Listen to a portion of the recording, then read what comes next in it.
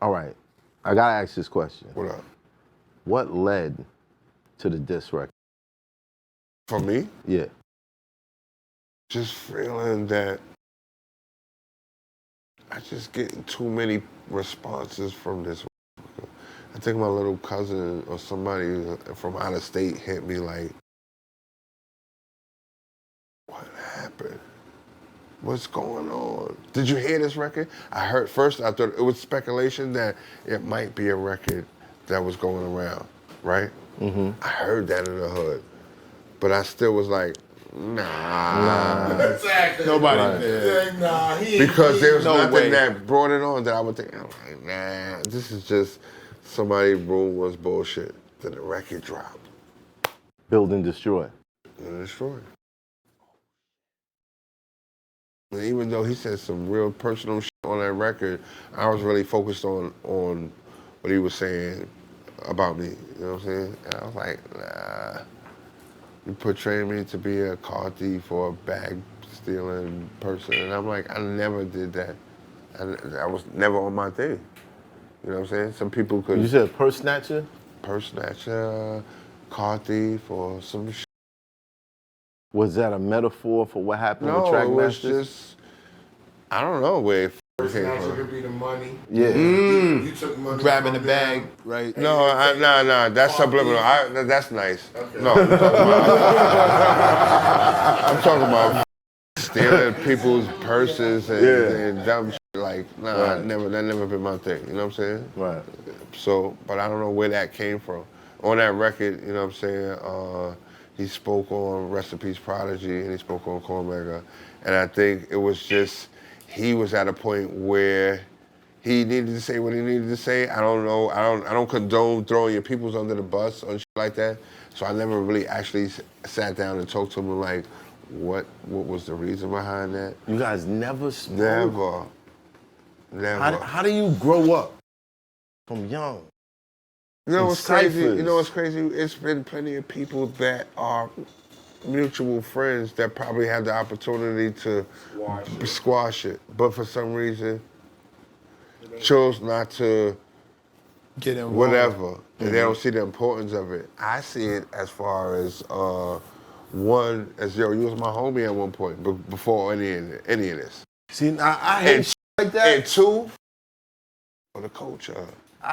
But this is For what the I'm saying. culture. I hate shit like that because to do that, and then one of those people pass away, and they're at the funeral crying the hardest. Yeah, that's what happened. Niggas just rest in peace to the homie, yo. I wish that if I could have went back, if I'd have just picked up the phone. It wasn't that serious. That's the main one. It was never that That's the serious. famous one. I just realized it wasn't that serious. So then let's look. What's it gonna take to get y'all two together? Not even y'all two together. No, but him and I. I mean, for you gotta ask yourself. There's two parts to that question you just said. One, would it be for personal reasons, or two, would it be for business reasons? It has to be personal first. it gotta be personal. For one, you have to wind up. I just never was even occupied the same space with him in years. It's not like we've been in a room and we just totally like not acting like nobody's in the room. It's not to that point. I've never really been in areas where he's at. You know what I'm saying? He's done a lot of things since I've actually interacted with him, like, you know, open up restaurants and do, you know, his success level has been You going ever up. been to his restaurant? Yeah, hell yeah. Sweet chick? Hell yeah. I fuck with sweet chick. You don't fuck with sweet chick? Yeah, hell yeah, I fuck with sweet chick. Especially the one in Williamsburg. I fuck with it. The one in Williamsburg. You know what that's the I'm best saying? one. But it's crazy because on one side of him I got Nas, on one side I got N.O.R.E, and they both experienced more success as the years progressed. N.O.R.E doing the podcast shit just like you, Right. and seeing, you know, how big this Shout thing out could to be. N.O.R.E. Shout out to Drink Champs and the whole squad. Right. You know what I'm saying? So Shout out to Queen. maybe it's my pride of just feeling like I never wanted to ask for favors because I know a lot of people promise me shit, but I never really. I always wanted to do it on my own type of shit. I just was like that. You know what I'm saying? And maybe that's the fault.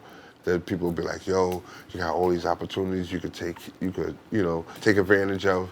But if I did that, my career would go so many different ways, and I don't want to just be like doing just because. I got on because my situation called for it. You know what I'm saying? But it wasn't really I don't know if it was the right decision. It's like putting a Band-Aid when you needed stitches. So it's like you just covering it temporarily. You just fixing the situation. But sometimes things weigh on you.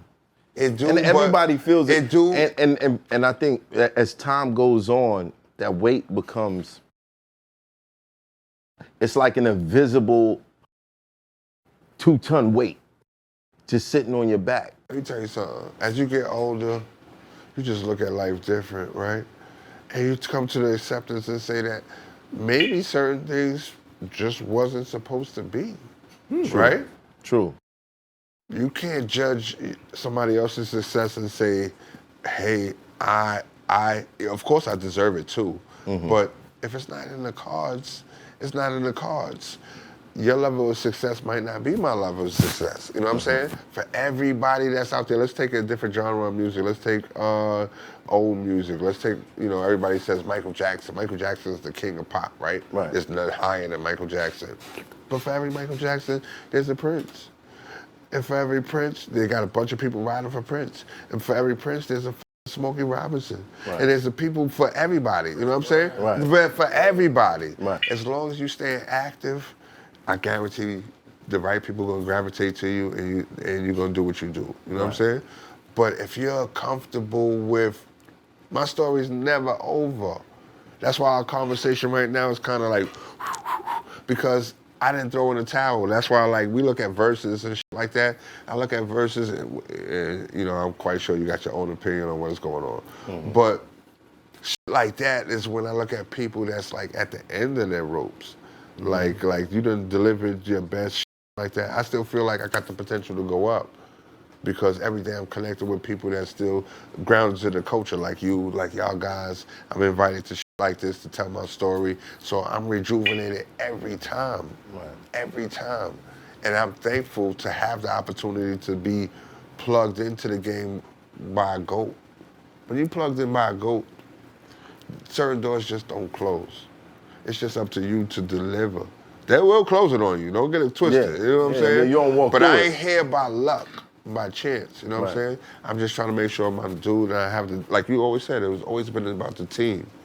You know what I'm saying? Having trust in dudes having faith in you, and you making it happen, having a plan and shit like that. So every day I'm learning about shit, and sometimes it takes for you to look back to kind of understand what it takes for you to move forward. That's all.